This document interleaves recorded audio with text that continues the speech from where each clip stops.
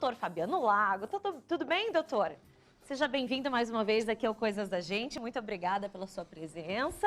Eu que estou feliz de estar aqui com você de novo. Bom. É um prazer tentar esclarecer as dúvidas das pessoas que estão nos assistindo. Muito bom, muito bom. Doutor, hoje a gente vai falar sobre um assunto que o nome é complicado, mas vamos traduzir aqui.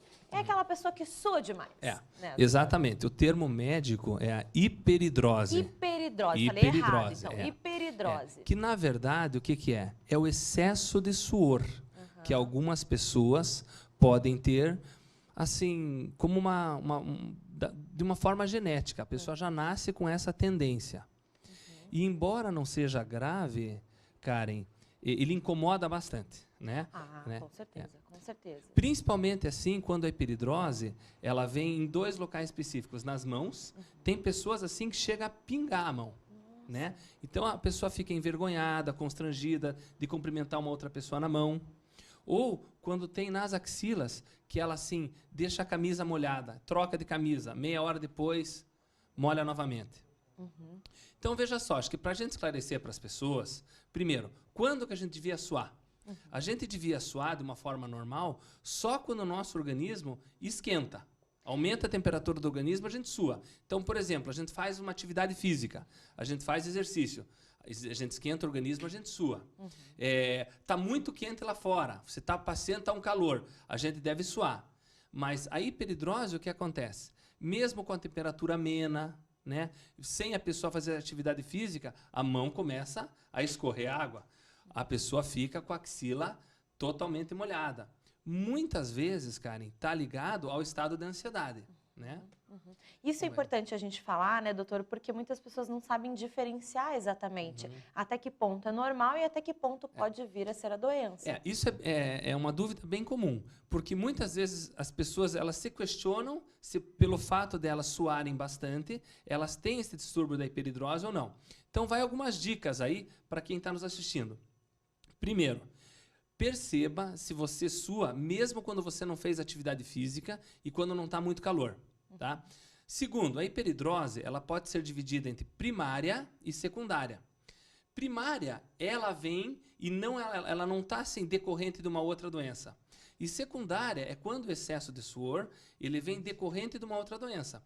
Então, por exemplo, distúrbios endócrinos, né? O hipertiroidismo, que é o excesso de funcionamento da glândula tireoide, né? Alguns casos de diabetes, né? O próprio climatério na menopausa, né? E outras doenças, por exemplo, doenças infecciosas, a tuberculose, até alguns tipos de câncer, como o linfoma, faz parte do quadro clínico deles a pessoa ter um suor exagerado.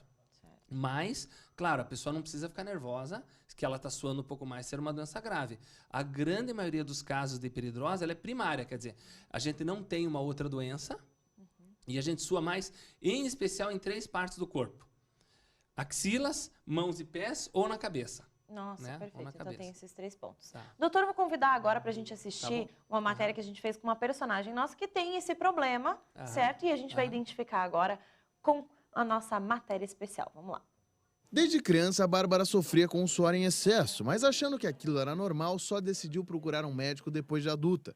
Foi aí que ela foi diagnosticada com hiperidrose. Eu vivi sempre daquele jeito, achava que aquilo era normal, mas daí na adolescência começa a incomodar, né? Vai em festinha e tá suando, e apertar a mão é incômodo. E depois de adulta é que eu resolvi procurar um médico, fui diagnosticada com hiperidrose excessiva e comecei a buscar alguns tratamentos. Bárbara não sua apenas nas axilas, mas também nas mãos, pés e rosto. Suor esse que já deixou Bárbara diversas vezes constrangida. De criança, eu lembro dos meus cadernos na escola serem todos ondulados de suor. Eu estudei piano, tive que parar, porque o piano ficava encharcado. Então, qualquer trabalho manual eu tenho dificuldade, tenho que ficar sempre com uma toalhinha na mão enxugando, é bem difícil. E constrangimento social também, né? Às vezes, você está numa festa, você só fica pensando, quero ir embora, porque você está suando e aquilo, você acha que todo mundo na sua volta está olhando aquele teu suor. Então, é um incômodo considerável. Depois do nascimento da primeira filha, Bárbara percebeu que o suor aumentou bastante e agora está decidida em fazer a cirurgia. Acho que até dobrou assim, o suor, foi bem diferente. Então, eu procurei um um médico que me aconselhou a cirurgia. Primeiro eu tentei um dermatologista que me sugeriu um desodorante com composição de alumínio e melhorou no máximo 20%. Também procurei outra terapia alternativa, acupuntura, outras coisas que também não deram resultados satisfatórios. E várias pessoas que eu conheço que fizeram a cirurgia e médicos disseram que, para mim, a cirurgia é a melhor opção. Ainda com receio do procedimento cirúrgico, ela fica em dúvida se seria 100% eficaz ou se teria o chamado suor compensatório. Eu tenho medo, porque algumas pessoas dizem que todo o suor que você tem na mão, no pé, vai para as costas ou vai para a barriga, algum lugar assim. Então, eu tenho esse receio de quão incômodo é esse suor compensatório, se vale a pena, se vai ser difícil conviver com isso também. Bem complicado, né, doutor? Olha, você veja só, o caso dela ilustra bem quão desconfortável a hiperidrose é para as pessoas e quanto isso prejudica a pessoa socialmente. Realmente ela se sente estigmatizada. Felizmente, hoje, existem várias opções de tratamento. A gente pode dividir os tratamentos da hiperidrose basicamente em dois pontos, tratamentos clínicos e tratamentos cirúrgicos, vamos dizer assim. Nos tratamentos clínicos, existem medicamentos via oral, né, que a pessoa toma e que diminuem o suor. Infelizmente, o resultado não é bom. Né? Tem alguns efeitos colaterais, são resultados transitórios enquanto ela toma o remédio, não tem nada que um medicamento possa fazer como curativo. Então, eles não são muito eficazes. Fora isso, existem tratamentos tópicos, quer dizer, desodorantes. O caso dela é muito severo. É isso que eu ia perguntar. O caso dela já é um caso um pouco mais grave. O caso dela é um caso assim mais grave do que a maioria das pessoas.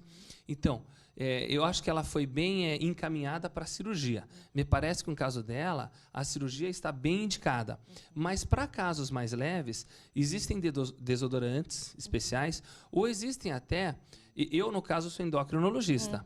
Mas existem... A pessoa pode ir num dermatologista... E eles mandam preparar certas loções, realmente são à base de alumínio. E a pessoa passa na axila, ou passa nas mãos, ou até nos pés, se o problema for nos pés, e com resultado satisfatório, sabe? Ele leva alívio assim, a uma boa parcela dos pacientes. Nos casos mais graves, e aquelas pessoas que já estão cansadas da hiperidrose, e elas querem um tratamento mais definitivo, aí a gente também tem essa opção. No caso, normalmente quem faz essa cirurgia são cirurgiões torácicos. Ultimamente, o pessoal tem usado muito Botox. Então, por exemplo, a pessoa ela sua muito na axila. Então, faz várias aplicações de Botox, mais ou menos 1 centímetro de distância a cada uma, e o resultado é muito bom. A pessoa realmente diminui bastante a quantidade de suor. O problema é que é transitório. O Botox, a pessoa fica assim só na axila, na mão, por um prazo médio assim de 4 a 6 meses. Depois ela tem que fazer de novo. É isso que eu ia perguntar. Isso é complicado justamente por essa questão, né? Embora o Botox ele tem bons resultados a curto prazo, eu não costumo indicar muito, exatamente porque ele é transitório. E para os casos que nem o dela, eu acho que leva tanto desconforto que realmente a cirurgia está indicada. E a cirurgia, na verdade, é uma cirurgia de bastante pequeno porte. Existem hoje cirurgiões especializados no tratamento.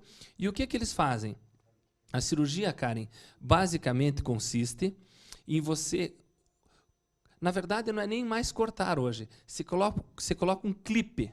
Eles fazem uma clipagem no nervo que vai para as axilas e que vai para as mãos.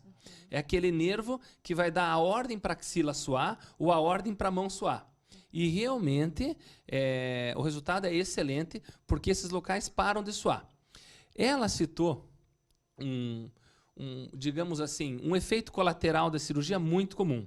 Normalmente, esse suor, esse excesso que estava nas mãos, ele para de suar a mão, mas a pessoa vai suar em outra parte. Entendi. Geralmente é costas, é abdômen, né? Agora, mesmo que a pessoa aumente o suor nas costas, para a maioria dos pacientes, se você perguntar para eles depois, olha, você está suando mais nas costas, você não sua mais na mão. Você achou que valeu a pena? Mais de 80% dos pacientes não valeu a pena. Até porque a mão é um Isso, instrumento que a gente tá o tempo exatamente. Até todo. porque a mão, ela atrapalha muito mais se ela estiver suando. E aquilo, atrapalha tocar piano, atrapalha fazer tarefa. Eu tenho adolescentes que vão me procurar no consultório. Porque por que as pessoas procuram um endocrinologista com epiridrose? Porque é comum as pessoas acharem que isso seja decorrente de um distúrbio hormonal. Então, nós endocrinologistas estamos acostumados a avaliar. E eu recebo adolescentes que têm dificuldade com o controle do videogame. Não. Pô, o controle do videogame escapa da minha mão, doutor. Entende? E daí a gente orienta, nos casos mais leves, às vezes encaminhar para dermatologista, fazer essas preparações à base de alumínio. Né? E nos casos mais graves, eu costumo encaminhar para um cirurgião torácico, que ele faz a clipagem, e daí o suor desaparece. Muito bem. Doutor, continua aqui com a gente. Daqui a pouquinho a gente vai voltar a falar um pouquinho mais sobre a hiperidrose. E para você que tem alguma dúvida e você tem algum problema relacionado